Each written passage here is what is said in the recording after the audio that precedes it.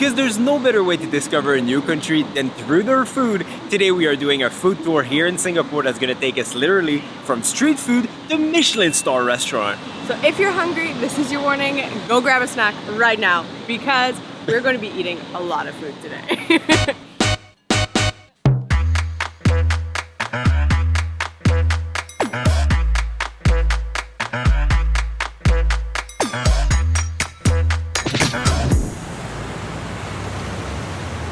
Now we're just waiting for a guide because to do it right you always need a local. I'm sure, but by end of my tour, you guys will be full. So our tour starting here at Hong Lim Market, which is one of the many hawker center. And when I say many, guys, about 71% of people here in Singapore do not cook. They eat about every single meal of the day in a hawker center. This is how popular this street food is here in Singapore.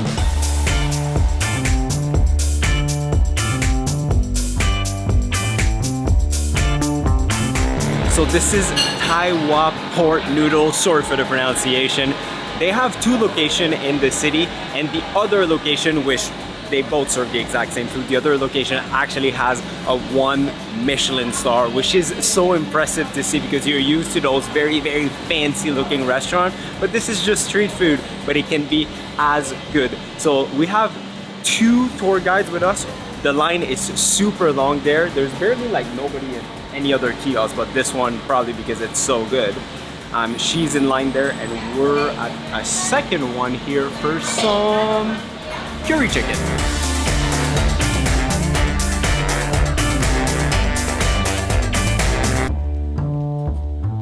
So the first dish we have has some chicken in it, some dried tofu, has some fish with rice vermicelli and egg noodle in it with like a curry sauce, I believe. So let's try this out. Oh, I'm actually terrible. There we go. It's hot. Flavor is really good.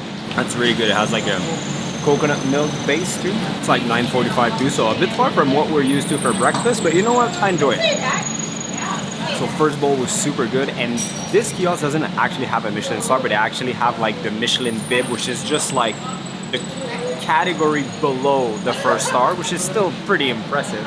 And we've got the second one coming. That's the one from the first kiosk that the other girl was in line for. This one is noodle with some different cuts of pork, including liver, on a base broth with soy sauce. It's good, a little bit vinegary, and very pork based. Try your liver. Just a little bit. There you go.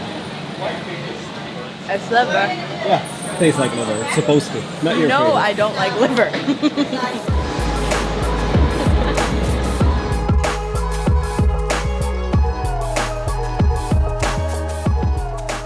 So we just entered the Chinatown, and back in the days when Singapore was still a British colony, a lot of Chinese migrants came here to work, and they basically never left. Today, about 3/4 of the population here in Singapore are from Chinese descent, so Chinatown is a big deal around here.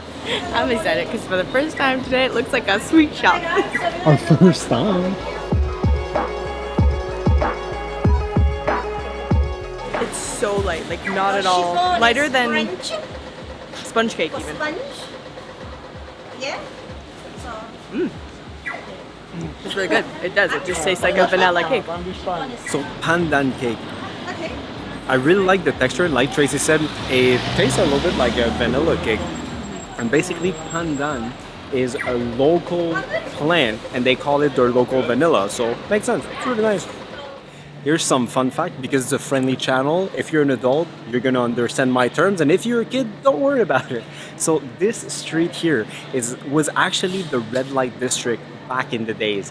And we thought that these kind of things would be illegal now, but in fact, if you have the proper license, you can still operate as a Yeah. woman of joy, Woman of the night. woman of the night. By the way, it's Call it called- whatever you want. It's called Smith Street, and this is the only street in Chinatown that has an English name. It's pretty cool. We stopped down here, and I was like, I smell something I don't want to smell. And then I saw a lot of durian. If you don't know what durian is, it is a massive, spiky looking fruit.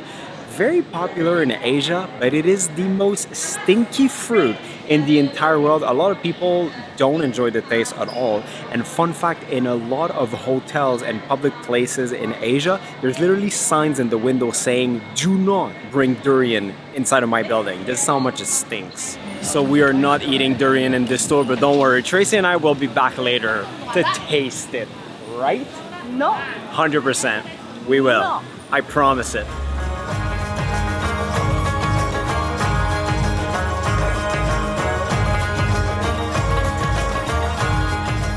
So if you want to know how we booked this amazing food tour, well, it was thanks to our friend at Headout, which we've been using non-stop on this Singapore tour. So the tour that we're doing today is a Michelin Star and local food tour by Monster Day Tours. Directly on Headout's platform is where you can book it.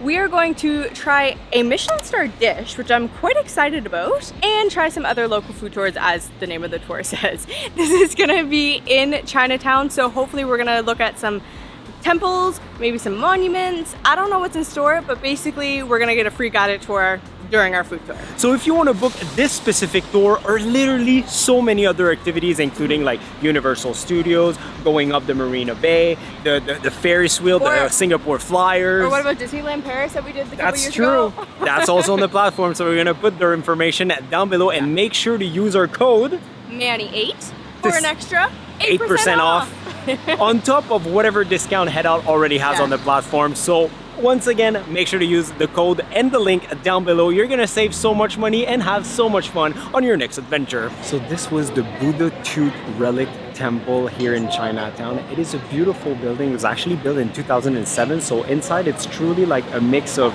modern meets ancient, and it's really worth a visit. It is a stunning building inside and out.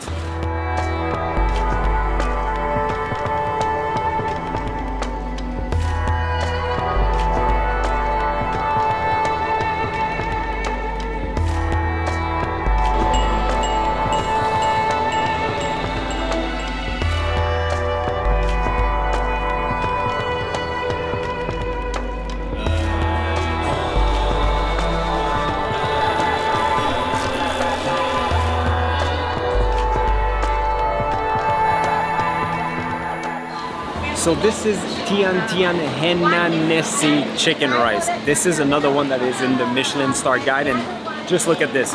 This is the line for it. It goes all the way here, and then it keeps going. Still in the line, still in the line. This is still the line, and the line continues. We are still in the line, and that here would be the end of the line.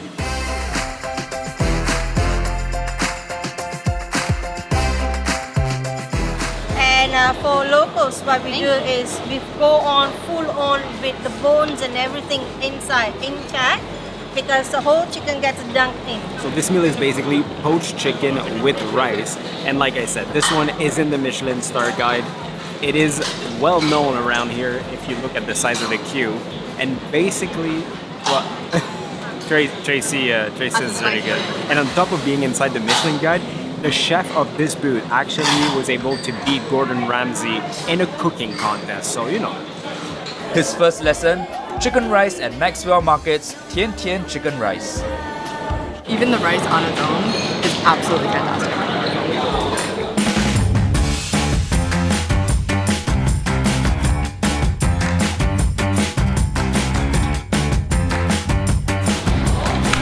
So next up we have iced coffee. It's like an iced milk coffee. It's very dark. Oh, it's really good. It's like sweet too. I feel like there's sugar in it too. Try the coffee. Oh. That's awful. Next up is a toast, and I think it's like coconut jam on it and then salted butter, but like when I say salted butter, you can literally see this slab of salted butter in it. It's so good. It's sweet and salty and all the butter. So because I don't like coffee, I got a tea. Yeah, that's much better than that. It's pretty good. And this very buttery toast is supposed to be some sort of like local breakfast. That is a lot of butter. Wow. So after talking to our guide Angel, which is amazing by the way, we realized that the locals, they don't care about all those stands with like Michelin stars and Michelin recommendation and Michelin bibs, because the reality is in 2016 when the Michelin reviewer came, they couldn't try all the booth, and she's saying that so many of them would have deserved the award more than some that actually got the award. So in reality, no matter where you go, the food here is so good. So don't look for those Michelin recommendations. Trust me, just go to any stall. To be honest, the best tip is to go to stall with a long line, and you'll probably find something you'll enjoy. Here's another fun fact. Most people here in Singapore actually live in public housing. Like the building behind me was built in the 80s. It looks fine apparently in it. It's still like very nice, well maintained and everything, but the government in the last few years started to build the new generation of public housing. This beautiful building behind me is also public housing. Small units, but you get a garden on top. There's a gym, a pool. Like, it looks insane. I would definitely live in that. It is beautiful. And even though it is subsidized by the government, the units are still very expensive in several hundreds of thousands of dollars. There are two things that are very expensive in this country, and it's accommodation and cars. Forget the price of the car. To just have a license for 10 years at the actual price in 2024, $82,000 to get a driver's license, and that's good for 10 years. Depending on how many cars there is on the road, it fluctuates from year to year. But right now, $82,000. That's not even the price of your vehicle.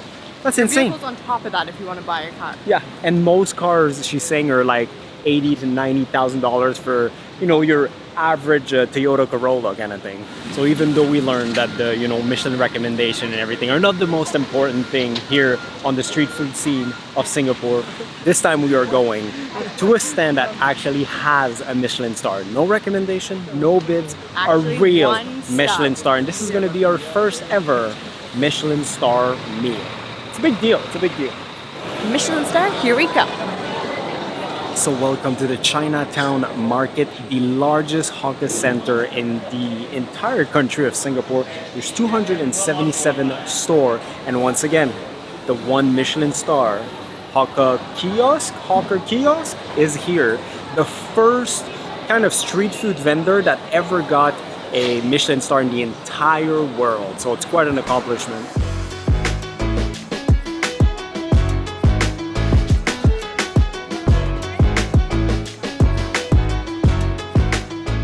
So Chef Chan Hon Meng is the man himself who made history right there. He's the first one who got basically a street food Michelin star. The food smells so good. I wish you guys could smell that. I'm very excited to try his concoction. I'm so glad that in this food tour we have two guides, our main guide and a runner right there who just waits in line for us. So even though the line here is super long, we just arrive, sit at a table and enjoy the food. Oh wow, that tastes like a Michelin star. I mean, I have nothing else compared to, but it's really good. That is so good. How can you describe Michelin star food? I would say the depth of flavor is really at another level. I see people in TV shows talking about depth of flavor. Seriously, it's amazing. So it's called a calamansi lime juice, and it's supposed to be shaved ice. Everyone else at the table got shaved ice, but they gave up on mine at last time. I just have massive pieces of ice, but it's still very nice. Fruity, sweet, really good. Another fun fact about the one Michelin star street food stand, it is the cheapest Michelin star meal that you can get in the entire world. Even though this chef has a Michelin star, guess what? He's still selling the dish that you saw for $3.50. That's it, $3.50.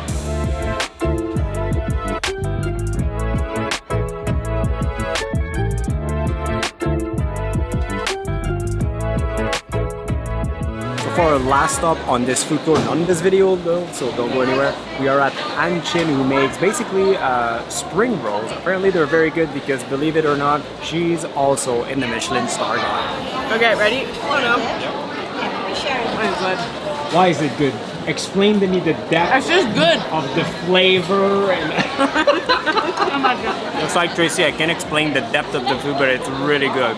Sweet, crunchy, and a nice little wrap. I'm a fan. Spicy. Spicy a little. Spicy. Yep.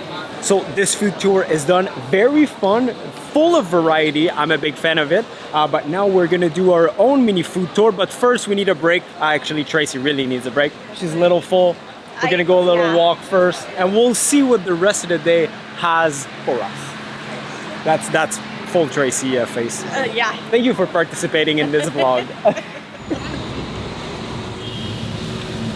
So if just like Tracy, you don't know what Tintin is, basically it's a comic book. But I remember when I was a kid to not only read the Tintin books, but also like watch the TV show that was playing back in the days.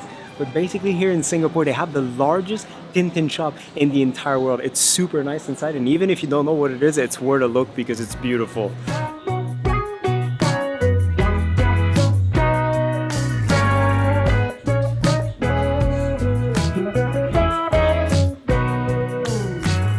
Tracy was just looking at a bag of the chip, and then I just turned right, and there's a parrot right there. Hello. Doesn't talk. So there's a street in Chinatown that is all about Japan, and there's a Japanese grocery store, and I love the branding on everything. Everything has like a smiley face on it, or Pokemons. So apart from that grocery stores, they sell all kinds of like Japanese stuff, from like chopsticks to little statues and stuff. But this street is not only known for that, it's also known for durian, the best place in town to get durian, the stinkiest fruit in the world. And this is exactly what we're gonna do right now, because Tracy couldn't leave this place without trying durian, right? Right? Yep. Okay.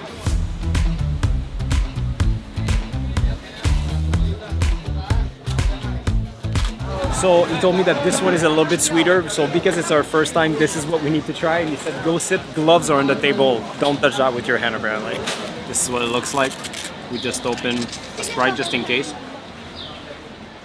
A chaser in case we can't do the taste. Around 50 to 75 meters around that store, it's the only thing you can smell, durian. Like it has a very particular smell. It doesn't sting, but it definitely like doesn't smell. I'm not gonna lie, like it does have a fruit smell with like a kick of something. And I'm not gonna lie, I am terrified. Why do I do that? Because it's part of the adventure. I'm regretting the adventure. It has a weird texture. So that's the seed that you don't eat. eat? Eat this part. Oh, nope. I don't think I can. You can. It smells particular. I don't even know what to eat. This?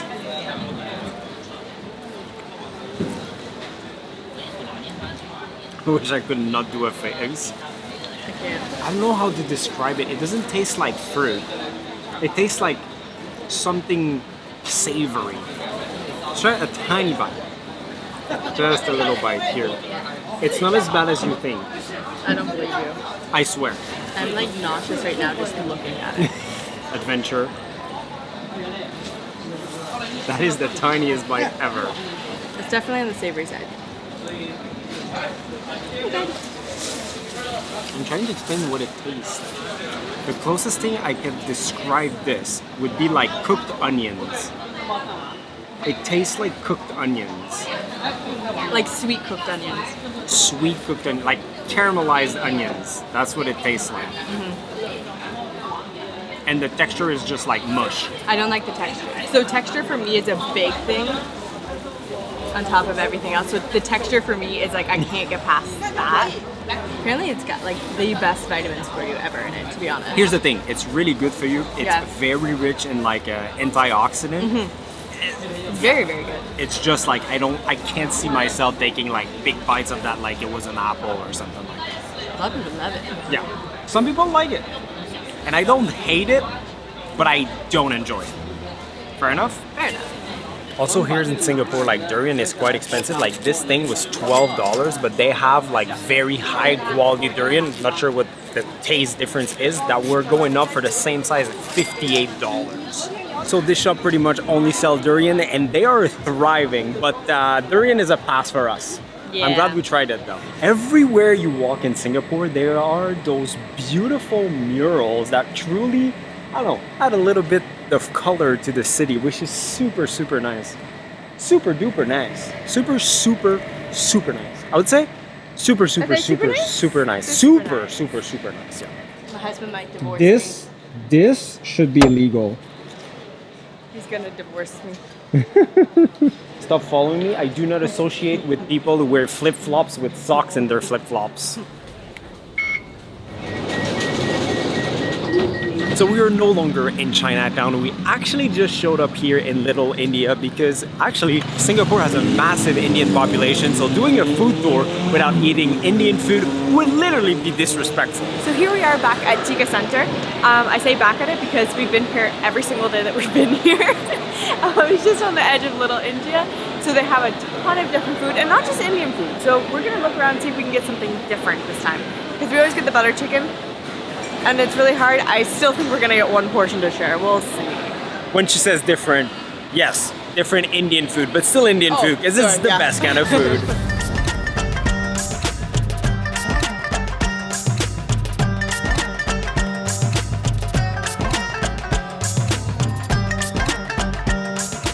Stop number one because I can't not get a butter chicken. It just is. We got cheese naan, butter naan, and a butter chicken. And we got 2 naans because you always need 2 naans to go with 1 portion of butter chicken. These naans are just out of the oven? How would you call that? A naan oven. I know, I just don't know what it's called. Oh, it looks pretty good. They're so hot. We'll try the cheese separately. Okay, just naan, just naan. That's really good naan. Since we arrived, we had butter chicken in Little India 3 times at 3 different places. This one is really good, but it's a little bit more sweet. The best one is at Delhi Lahori. It's also in this market. So pro tip.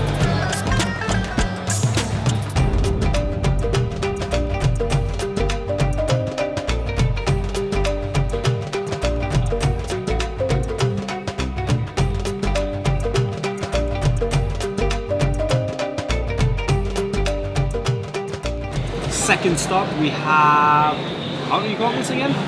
Marabak? Marabak? I don't remember. Anyways, we have mango lassi as well because the owner of the shop came up, he's like, where are you from? I was like, Canada. He's like, oh, okay. Gives me his card. He's like, I'm the owner of these shops. Want to try mango lassi? And I said, yes. So we also have mango lassi. What's it called? Mortabak. Mortabak. Chicken. And apparently it comes on the side. I don't know, but it looks very nice. Are you supposed to dip it? I have no idea, but it's really good when you dip it. Whatever it is good. In case you don't know, lassi is basically a yogurt-based drink, super popular in India. They do like all kinds of flavor. This is mango, and it's pretty good. I really like this. I'll be honest, I don't even know if we're supposed to dip it in this thing. It's just really good. It has like a lentil stew consistency. Even if we don't know if it's right to dip it, just dip it, guys. This is where it's at.